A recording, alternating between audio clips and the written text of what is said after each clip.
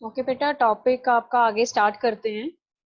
अभी देखो, last time जो हम लोगों ने करा था दैट वाज किंगडम मोनेरा। ठीक है, तो 5 टोटल किंगडम्स हैं जो आप लोगों ने क्लासिफिकेशन में यहाँ पे पढ़ने हैं। तो उसमें सबसे पहला किंगडम मोनेरा आपका ऑलमोस्ट कंप्लीट हो चुका है।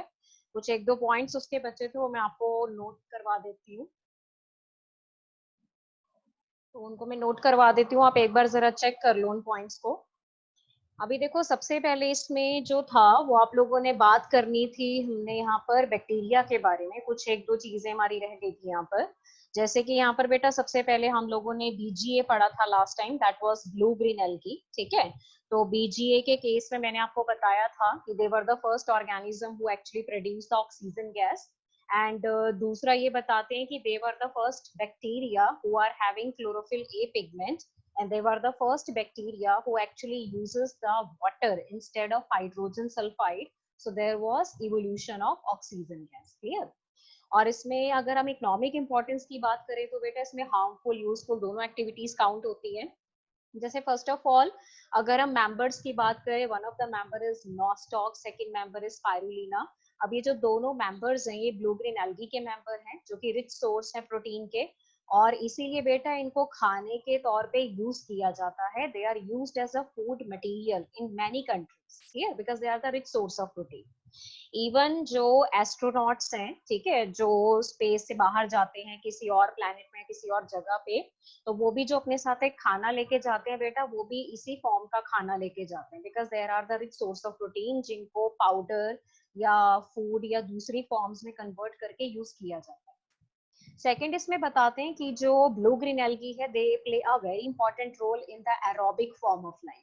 एरोबिक फॉर्म ऑफ लाइफ का मतलब है कि they were the first organism who actually produce the oxygen gas, so they make the environment aerobic. और उसी वजह से आगे जाके इवोल्यूशन हुआ था बहुत सारे एरोबिक ऑर्गेनिजम्स। तीसरा इसमें बताते हैं कि जो ब्लू ग्रीन एल्गी है that help in the fixation of nitrogen, ये आप ऑलरेडी पढ़ चुके हो। जिन ब्लू ग्रीन एल्गी में हेटेरोसिस्टस फिलामेंट आपको मिलेगा, क्योंकि उनमें स्पेशल सेल होते हैं विच आर कॉल्ड हेटेरोसिस्ट, वो डेफिनेटली नाइट्रोजन फिक्स करेंगे बेटा। तो उसमें एक एग्जांपल है नॉस्टॉक, सेकंड एग्जांपल है एनाबेना, एंड थर्ड एग्जांपल आता है ओलोसिरा। एनाबीना जो है, अगर आप इसको देखो तो एनाबीना जो है वो सिम्बायोटिक एसोसिएशन बनाता है किसके साथ, अजोला प्लांट के साथ। तो एनाबीना अजोला एसोसिएशन वैसे ही बहुत फेमस है जिसके ऊपर आपसे क्वेश्चन पूछ लिए जाते हैं। सिम्बायोटिक एसोसिएशन बनाएगा प्लांट के साथ और नाइट्रोजन फिक्स करेगा। नॉस्टॉक की अगर हम बात करें तो वो फ्री लिविंग, मतलब अकेले अलग रह के ही नाइट्रोजन फिक्स करता है। इसके अलावा जो Anabaena and Aulosira blue green algae हैं उनमें लार्वेसाइडल प्रॉपर्टी प्रेजेंट है। लार्वेसाइडल प्रॉपर्टी का मतलब होता है कि जैसे मलेरियल पैरासाइट होते हैं, जहां रुका या खड़ा पानी होगा तो वहां पर मच्छर जरूर ग्रो करेंगे, वो अपने लार्वे वहां पर ले करेंगे, उनके लार्वे एग ले करेंगे, एग हैच होंगे, उसमें से लार्वे निकलेंगे, लार्वे फर्दर ग्रो करके अपना फिर से मॉस्किटो में कन्वर्ट हो जाते हैं जो मलेरिया फैलाते रहते हैं। क्लियर? तो अगर आप उस रुके या खड़े पानी को किसी तरीके से निकाल नहीं सकते तो हम उसमें ब्लू ग्रीन एल्गी इंट्रोड्यूस कर सकते हैं, that is Anabaena and ओलोसिरा।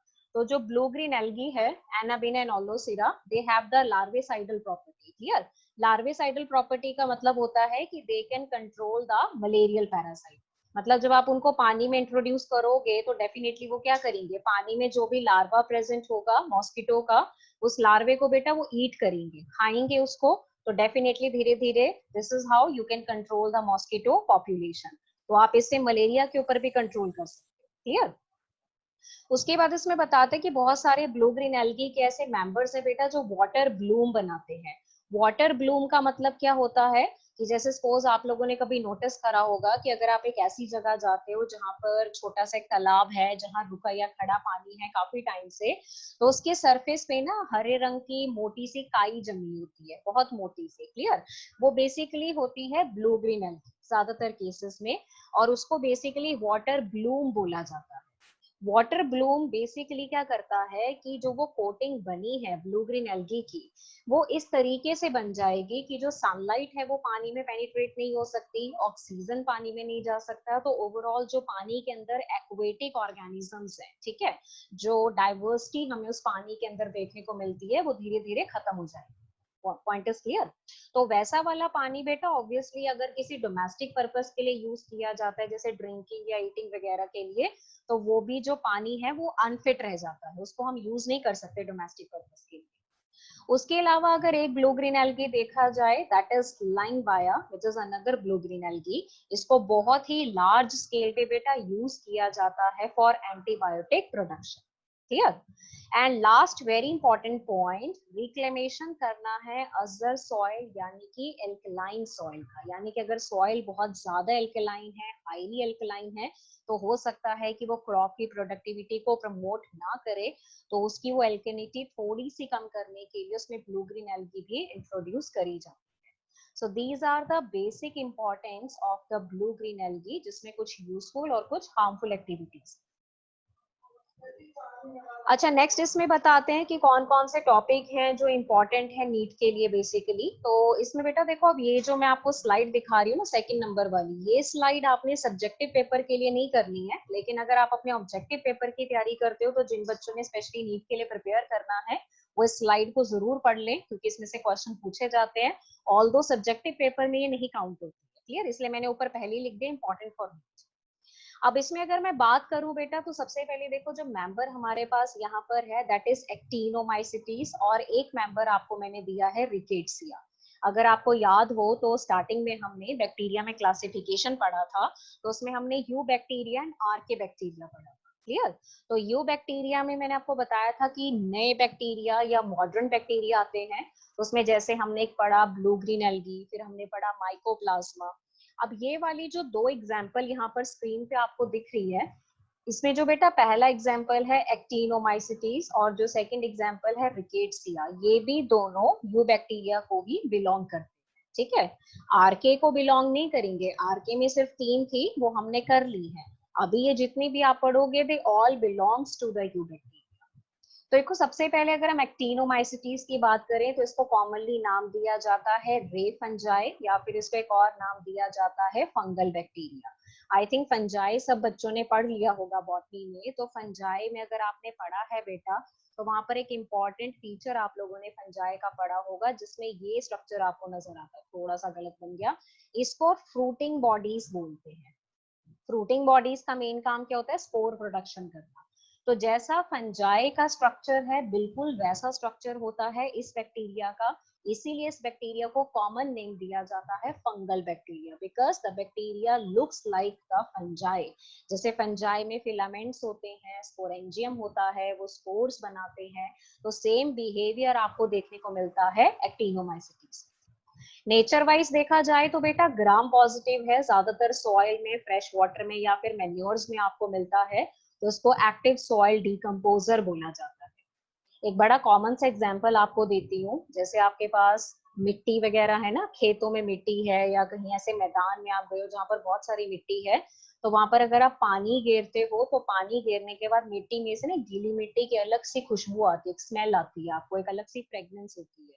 Generally जब बारिश पड़ती है, तो बारिश पड़ने पर भी मिट्टी की एक अलग सी गीली मिट्टी की धीमी सी स्मेल आपको आती है। That is basically due to the presence of these decomposer which are already present in the soil. That is actinomycetes.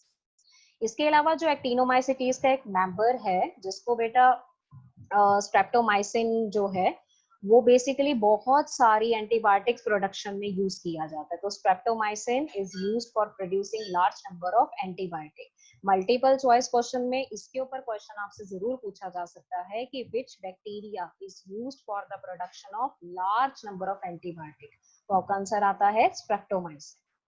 Apart from this, ये भी एक अनदर इंपॉर्टेंट पॉइंट है जो मल्टीपल चॉइस क्वेश्चन में हो सकता है आपसे पूछ लिया जाए कि which bacterial cell wall contain the mycolic acid. ये एक ऐसा एसिड है जो सिर्फ बैक्टीरियल सेल वॉल में ही है और किसी में नहीं है, and this is only present in the cell wall of fungal bacteria, that is actinomycetes. ज्यादातर मेंबर कहते हैं इनके पैथोजेनिक नेचर के होते हैं, कुछ डिकम्पोजर हैं तो कुछ पैथोजेनिक हैं विच कॉजेज द डिजीज। जैसे माइकोबैक्टीरियम है, ठीक है, याद है Mycobacterium tuberculosis which causes the TB. फिर Corynebacterium diphtheria which causes the diphtheria disorder. इसके अलावा टुंडू डिजीज ऑफ वीट है। टुंडू डिजीज ऑफ वीट में मतलब डवार्फ वैरायटी मिलती है वीट की, जिससे प्रोडक्टिविटी कम हो जाती है। स्कैब ऑफ पोटैटोज, स्कैब मतलब दाग जैसे पड़े होते हैं पोटैटोज के ऊपर, ठीक है, मतलब वो इन्फेक्टेड होते हैं, they can not be used for proper eating purpose. तो ये बेटा आप लोगों के पास कुछ इंपॉर्टेंट पॉइंट्स हैं एक्टिनोमाइसीटीज के। उसके बाद आता है रिकेट्सिया। अभी देखो रिकेट्सिया भी प्योरली फिर नीट में पूछा जाता है, सब्जेक्टिव में इसका डिटेल नहीं आएगा। फर्स्ट ऑफ ऑल कहते हैं रिकेट्सिया जो है that is gram negative obligate intracellular parasite which act as a connecting link between the virus and bacteria. Now this is very very important point जो यहाँ पर आपको दिया गया है कि जो रिकेट्सिया है, पहली बात वो ग्राम नेगेटिव है, obligate, you know what is obligate, compulsory, जरूरी, इंट्रासेलुलर, इंट्रासेलुलर का मतलब बॉडी के अंदर, सेल के अंदर, पैरासाइट मतलब ये टोटली अपने होस्ट के ऊपर डिपेंड है, पूरे लाइफ ही ये होस्ट के ऊपर डिपेंड रहता है, तो इसलिए इसको क्या बोला जाता है, ऑब्लिगेट। और इसको किसके बीच में कनेक्टिंग लिंक बोला जाता है, virus and bacteria. Connecting link बेटा किसको बोलते हैं, कनेक्टिंग लिंक उस ऑर्गेनिज्म को बोला जाता है जिसमें दो डिफरेंट ग्रुप के कैरेक्टर होते हैं। अब रिकेट्सिया है उसमें वायरस लाइक कैरेक्टर भी है, बैक्टीरिया लाइक कैरेक्टर भी है। वायरस लाइक कैरेक्टर क्या होगा कि जो रिकेट्सिया है वो ऑब्लिगेट पैरासाइट है और ये वायरस का कैरेक्टर है, मतलब बिना होस्ट के वो सरवाइव नहीं कर सकता, उसने डिवाइड करना है, उसने जिंदा रहना है तो उसको होस्ट चाहिए चाहिए। So that is a kind of the feature जो वायरस में आपको देखने को मिलता है। और दूसरी बात, बैक्टीरिया वाले कैरेक्टर कौन से हैं, बैक्टीरिया वाले कैरेक्टर में देखो कॉकस शेप के मिलते हैं जनरली, ये they undergo binary fission but they are non clear. और बेटा ऑब्वियसली अगर पैरासाइट बोला गया तो डेफिनेटली वो डिजीज ही कॉज करेगा और तो कुछ इकोनॉमिक इंपॉर्टेंस इसकी हो नहीं सकती, तो ये बेसिकली आपका पैथोजेनिक है which causes disease, for example Rocky mountain spotted fever and typhus. तो ड्यूरिंग सब्जेक्टिव प्रेपरेशन आप इनको स्किप कर सकते हो, ऐसी कोई प्रॉब्लम नहीं है, लेकिन when you are purely dealing with some kind of objective paper तो वहां पर डेफिनेटली बेटा इनके क्वेश्चन आपसे पूछे जाएंगे, तो ये एक्स्ट्रा है apart from your main topic, तो ये आपको कवर करना पड़ेगा। क्लियर।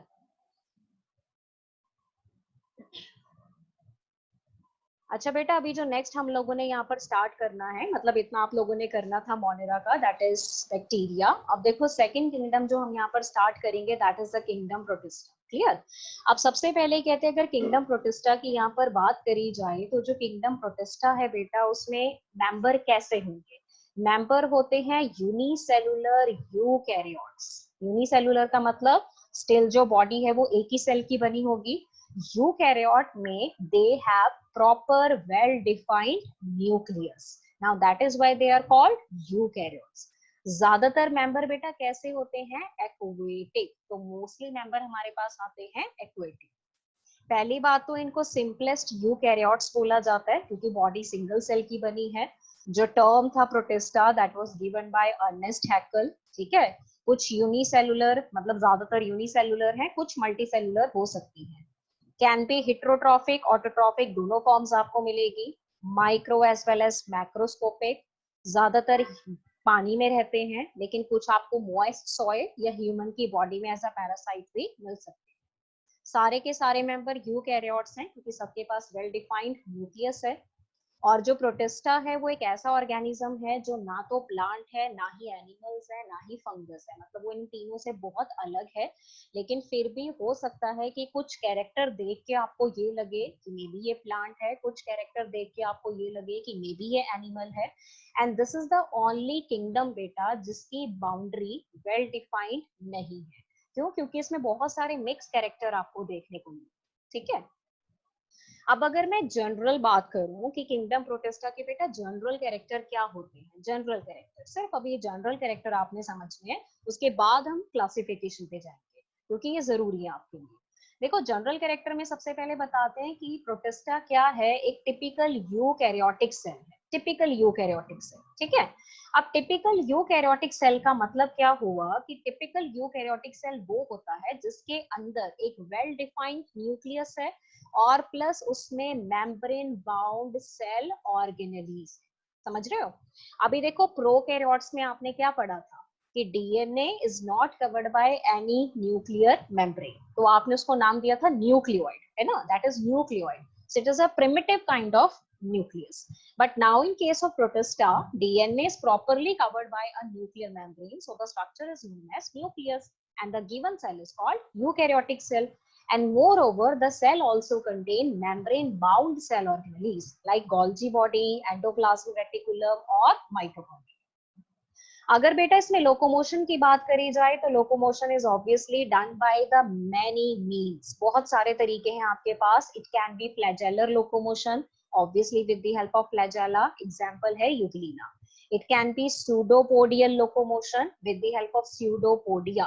देखो स्यूडोपोडिया में स्यूडो वर्ड आता है ना, स्यूडो, स्यूडो का मतलब होता है फॉल्स. फिर एक वर्ड आता है podia, podia word is coming from the feet. That means they have false feet. So that kind of the locomotion is called pseudopodial locomotion. Example कौन सा है आपके पास? अमीबा. देन उसके बाद आता है बेटा सिलियरी लोकोमोशन. सिलियरी लोकोमोशन में सीलिया यूज होंगे. एग्जाम्पल आप दोगे अगेन पैरामीशियम. रिगलिंग लोकोमोशन है, रिगलिंग होता है वॉर्म लाइक, जैसे कीड़ों को चलते हुए देखा जमीन पे कैसे चलते हैं रेंगते हुए, तो that is a wriggling locomotion. And last important है म्यूसिलेज प्रोपल्शन. म्यूसिलेज प्रोपल्शन का मतलब कि ऑर्गेनिज्म आपको ग्लाइडिंग लोकोमोशन शो करेगा, क्योंकि ना तो उसके पास फ्लैजेला है, ना उसके पास सीलिया है, ना ही स्यूडोपोडिया है. तो ऑर्गेनिज्म में जो मूवमेंट होगी वो by the secretion of mucilage होगा, जो हमने अभी लास्ट बैक्टीरिया में पढ़ा था बीजीए के केस में.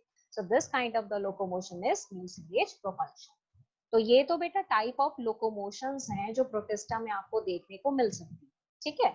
अब एक इंपॉर्टेंट चीज जिसके ऊपर आपसे मल्टीपल चॉइस में क्वेश्चन पूछा जा सकता है, that is regarding the cilia and flagella.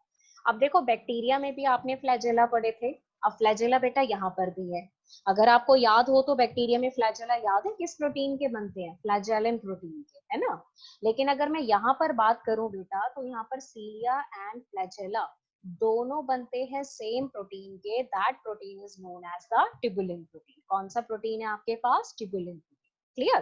तो एक तो ये चीज आपने ध्यान में रखनी है.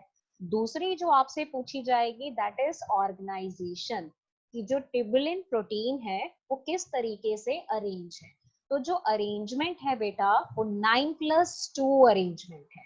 अब 9+2 अगर आपने समझना है तो आपको थोड़ा सा वेट करना पड़ेगा, क्योंकि सेल चैप्टर में इनका सबका डिटेल आएगा. तो अभी मैं पूरा डिटेल नहीं समझा सकती क्योंकि वो बहुत बड़ा स्ट्रक्चर है. तो अभी फॉर द टाइम बिंग आप सिर्फ इतना याद रखो कि सीलिया फ्लैजेला में ट्यूबुलिन प्रोटीन है, मतलब वो ट्यूबुलिन प्रोटीन के बने हैं. और ट्यूबुलिन प्रोटीन का जो ऑर्गेनाइजेशन है, यानी कि उनका जो अरेंजमेंट है, वो किस फॉर्म में आपको देखने को मिलता है? 9+2 ऑर्गेनाइजेशन. और अगर आप इसको बेटा बैक्टीरिया यानी कि प्रोकैरियोट के साथ कंपेयर करो तो देखो प्रोकैरियोट में फ्लैजेला किसके बनते हैं? फ्लैजेलिन प्रोटीन के. और 9+2 ऑर्गेनाइजेशन वहां पर टोटली क्या है? एब्सेंट. क्लियर. फिर आपके पास आता है न्यूट्रिशन. अब देखो अगर न्यूट्रिशन की बात की जाए बेटा तो न्यूट्रिशन में इंपॉर्टेंट पॉइंट क्या है कि प्रोटिस्टा में बहुत तरह का न्यूट्रिशन आपको देखने को मिल सकता है. जैसे कि फर्स्ट ऑफ ऑल यहाँ पर लिखा है फोटोसिंथेटिक. अब तो नाम से क्लियर है फोटोसिंथेटिक क्या होगा? जिसमें सनलाइट यूज करके खाना बनाया जाएगा. ठीक है. और देखो बेटा फोटोसिंथेटिक को दूसरा नाम क्या दिया जाता है? हॉलोफिटिक. हॉलोफिटिक में आता है हॉलो. हॉलो का मतलब होता है होल, पूरा. फिटिक word is coming from the plant. तो जैसे प्लांट अपना खाना बनाते हैं ना, उसी तरीके से ये भी अपना खाना बनाएंगे. तो method is known as photosynthetic. तो एग्जाम्पल आप कोई भी एक याद कर सकते हो, वैसे आपको याद हो जाएंगी क्योंकि आगे आपने डिटेल करना है, like Euglena and diet. Second method में आता है बेटा हॉलोजॉइक. उसका दूसरा नाम जूट्रोपिक, तीसरा नाम इंजेस्टिव फेगोट्रोपिक. देखो हॉलोजॉइक में हॉलो का मतलब अगेन क्या हुआ? होल, पूरा. ठीक है. Zoic word is coming from animals. Animals, animals में हम भी आते हैं ना. हम खाना कैसे खाते हैं? हम चपाती की बाइट लेते हैं, बाइट को ऐसे पूरा मुंह में डालते हैं, पूरा खाना मुंह में जाता है ना हमारा, फिर वो खाना चबाते हैं, वो खाना डाइजेस्ट होता है. ये क्लियर है आपको? ठीक है. This is called holozoic nutrition. अपना पूरा खाना अंदर इंजेस्ट करना. This is known as what? Holozoic. Zootrophic में जो जू वर्ड है that is coming again from animal. Trophic word का मतलब फिर से न्यूट्रिशन, तो एनिमल्स लाइक न्यूट्रिशन. ठीक है. फिर आपके पास है इंजेस्टिव, अंदर लेना, किसी चीज को निगलना, मुंह में लेना. Phagotrophic, nutrition. तो तीनों का मतलब बेटा सेम ही है, to ingest the food. Example कौन सा लिखोगे? अमीबा. थर्ड आपके पास आता है सैप्रोबिक, सैप्रोट्रॉफिक एंड ऑस्मोट्रॉफिक। अब ये तो आई थिंक आप बच्चों को बहुत क्लियर होगा क्योंकि मोनरा में मैंने बड़े डिटेल में समझाया था। सैप्रोट्रॉफिक, ऑस्मोट्रॉफिक या सैप्रोबिक का मतलब when the organism consume the dead organic matter. याद है मैंने आपको क्या बताया था कि जो ऑर्गेनिज्म है उसके आसपास जितना भी डेड ऑर्गेनिक मैटर पड़ा होगा वो बेटा कॉम्प्लेक्स फॉर्म में है, पहली बात। ठीक है, तो ऑर्गेनिज्म क्या करता है, बाहर एंजाइम का सिक्रेशन करता है। वो एंजाइम इस खाने को तोड़ने का काम करते हैं, तो हमारा जो कॉम्प्लेक्स फॉर्म है वो अल्टीमेटली किसी में कन्वर्ट हो जाएगा सिंपल फॉर्म में। फिर इसी सिंपल फॉर्म को ये ऑर्गेनिज्म क्या करता है, एब्जॉर्ब कर लेता है। So this is called saprotrophic mode of nutrition, या इसको तीसरा नाम क्या दिया जाता है, ऑस्मोट्रॉफिक। नेक्स्ट इसमें आता है बेटा पैरासिटिक मोड ऑफ न्यूट्रिशन। नाम से क्लियर है, organism will be depend upon the host. ठीक है, अगर आपने इसमें बेस्ट एक एग्जांपल याद करना है जो कि बहुत इंपॉर्टेंट है तो वो है प्लाज्मोडियम। प्लाज्मोडियम क्या है बेटा, मलेरियल पैरासाइट, क्योंकि वो आपके ब्लड के ऊपर फीड करता है। नेक्स्ट इसमें आता है मिक्सोट्रॉफिक। अब देखो मिक्सो का मतलब क्या होता है, मिक्स। मिक्स में क्या होता है, दो तीन चीजें मिक्स होती है ना। ट्रॉफिक वर्ड का मतलब क्या होता है, न्यूट्रिशन। मतलब दो तरह का nutrition, two types of nutrition, तो दोनों अलग अलग टाइप है। अब जैसे मैंने इसमें एग्जांपल लिखा है यूग्लिना, क्लियर। अब यूग्लिना क्या करता है बेटा, अगर तो सनलाइट की प्रेजेंस होगी तो यूग्लिना वहां पर फोटोसिंथेसिस करेगा, अपना खाना खुद बनाएगा। अगर क्लाउडी या रेनी डे है, सनलाइट इज नॉट अवेलेबल, बिल्कुल भी अवेलेबल नहीं है, तो उस केस में वो सैप्रोट्रॉफिक हो जाता है। सैप्रोट्रॉफिक मतलब डेड ऑर्गेनिक मैटर को कंज्यूम करो, तो मतलब वो दो तरह का न्यूट्रिशन आपको शो करेगा, तो उसके न्यूट्रिशन के टाइप को क्या बोला जाता है, मिक्सोट्रॉफिक न्यूट्रिशन। तो ये कुछ जनरल बेटा टाइप ऑफ न्यूट्रिशंस हैं जो आपको देखने को मिलते हैं किंगडम प्रोटिस्टा। अच्छा, लास्ट इसमें जो फीचर हम लोगों ने डिस्कस करना है बेटा, that is a type of reproduction, कि प्रोटिस्टा में ऑर्गेनिज्म रिप्रोड्यूस कैसे करते हैं। बिकॉज अगर आगे जाके मैंने बोला था ऑर्गेनिज्म अंडरगो बाइनरी फिशन, तो ऑर्गेनिज्म अंडरगो मल्टीपल फिशन, तो फिर मैं डिटेल में नहीं बताऊंगी कि what is binary what is multiple, इसलिए पहले समझ लो। देखो रिप्रोडक्शन दो तरीके से हमें देखने को मिल सकती है, एसेक्सुअल और दूसरी आती है सेक्सुअल मोड ऑफ रिप्रोडक्शन। दोनों में बेटा बेसिक फर्क सभी बच्चों को पता है। एसेक्सुअल में सिंगल पेरेंट इन्वॉल्व है, गैमीट फॉर्मेशन नहीं होगा, फर्टिलाइजेशन नहीं होगा, क्लियर। और अगर मैं सेक्सुअल की बात करूं, दो पेरेंट्स इन्वॉल्व रहते हैं, गैमीट बनते हैं और फर्टिलाइजेशन होता है। तो एसेक्सुअल में जो मोस्ट कॉमन मेथड है वो फ्यूजन है। फ्यूजन में कौन सा है, बाइनरी फ्यूजन। बाइनरी का मतलब एक पेरेंट टूट के दो नए ऑर्गेनिज्म बनाएगा, तो मेथड को क्या बोलते हैं, बाइनरी। बाइनरी में बाई वर्ड है ना बेटा, तो बाई का मतलब क्या होता है, दो। थर्ड सेकंड इसमें आता है बेटा मल्टीपल फ्यूजन। मल्टीपल फ्यूजन में यू हैव मल्टीपल, तो सीधी सी बात है जो पेरेंट बॉडी टूटेगी तो वो मल्टीपल डॉटर्स बनाएगी। तो अगर तो दो डॉटर बनती हैं तो आप उसको बोलोगे बाइनरी, और अगर मल्टीपल डॉटर बनती है तो उसको क्या बोलेंगे, मल्टीपल फ्यूजन। इसके अलावा बेटा सिस्ट या स्पोर फॉर्मेशन होती है।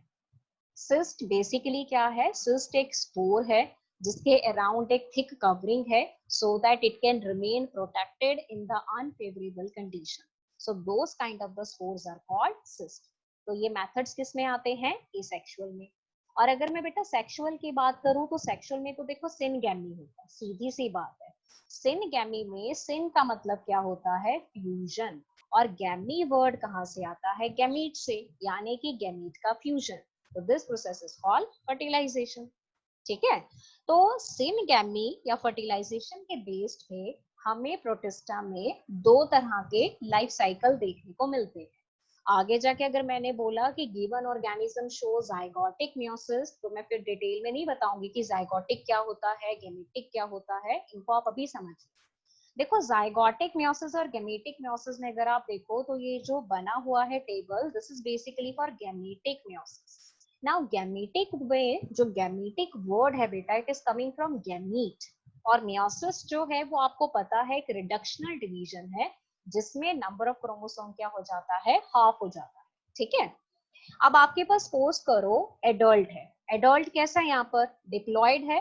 डिप्लॉयड का मतलब डबल सेट ऑफ क्रोमोसोम। जैसे हम लोगों में 46 नंबर होता है क्रोमोसोम का, अगर मैं 46 का हाफ कर दूं तो 23 है, तो 23 को बेटा हैप्लॉइड बोला जाता है और 46 को क्या बोला जाता है, डिप्लॉइड कंडीशन। क्लियर। अब हम में क्या होता है, मियोसिस होती है। जब मियोसिस होती है तो हमारी बॉडी में क्या बनते हैं, गैमीट्स बनते हैं। अब ऑब्वियसली अगर एडल्ट 2n है तो गैमीट कैसा होगा, n, n या फिर 1n, मतलब वन सेट ऑफ क्रोमोसोम। क्योंकि बेटा आपने कौन सा डिवीजन करा, मियोसिस। मियोसिस में नंबर ऑफ क्रोमोसोम क्या हो जाते हैं, हाफ हो जाते हैं। अब गैमीट आगे जाके क्या करते हैं, फर्टिलाइजेशन करते हैं। तो जब दो गैमीट आपस में फ्यूज होंगे तो कंडीशन क्या होगी, n plus N. n plus N का मतलब 2n, तो 2n क्या हो गया, डिप्लॉइड हो गया। ठीक है, यानी कि गैमीट के फ्यूजन से हमारे पास बना zygote which is diploid. Now this diploid zygote undergo mitosis division. Now what is mitosis division? Mitosis division is a type of cell division in which the number of chromosomes remains to be same. ठीक है, यानी कि अगर एक cell टूट के दो नए सेल बनाएगा तो जो एक सेल में नंबर ऑफ क्रोमोसोम्स थे वो दोनों सेल में भी सेम ही रहेंगे। For example, if one cell contain 46 number of chromosome and the cell undergo mitosis to form two daughter cell, then both the daughter cell contain what, 46 number of chromosome. This is called mitosis. Clear? तो जब zygote ने mitosis करा, growth किया, तो ultimately उसने फिर से क्या बना दिया, एडल्ट बना दिया। तो ऑब्वियसली एडल्ट कैसा बना, डिप्लॉइड। ठीक है, तो इस पूरे लाइफ साइकिल को अगर आप देखो तो लाइफ साइकिल में क्या हुआ कि जब गैमीट बनने थे सिर्फ तब मियोसिस हुई। जब गैमीट बनने थे बस तभी मियोसिस हुआ, बाकी तो कहीं मियोसिस नहीं हो रहा। इसीलिए लाइफ साइकिल को क्या बोला जाता है, गैमेटिक मियोसिस। क्लियर। अब अगर मैं बात करूं बेटा सेकंड, तो सेकंड हमारे पास आता है जायगोटिक मेयोसिस। अब यहाँ पर ना थोड़ा उल्टा है, देखो यहाँ पर क्या है, जायगोट। देखो जायगोट, जायगोट कैसे बनता है, गैमीट के फ्यूजन से। हमने जब गैमेटिक मेयोसिस करा था तो जायगोट ने कौन सी डिवीजन करी थी, ध्यान से देखो जरा, कौन सी डिवीजन करी थी, माइटोसिस। यहाँ पर जब जाइगोट डिवाइड करेगा बेटा तो कौन सी डिवीजन करेगा, meiosis. Now this is the difference, ये डिफरेंस है यहाँ पर, समझे। अब देखो, अगर मैं सपोज गैमीट पे आ जाऊं, मैं यहाँ से स्टार्ट कर रही हूँ, लुक एट दिस, ये गैमीट है हमारे पास, हैप्लॉइड गैमीट है। हैप्लॉइड गैमीट ने यहाँ पर क्या करा, फर्टिलाइजेशन करा, n plus N, n plus N तो 2n, 2n से क्या बना, जाइगोट बन गया। अब ये जाइगोट जो कि नॉर्मली माइटोसिस करता था, अब यहाँ पर क्या कर रहा है, मियोसिस कर रहा है।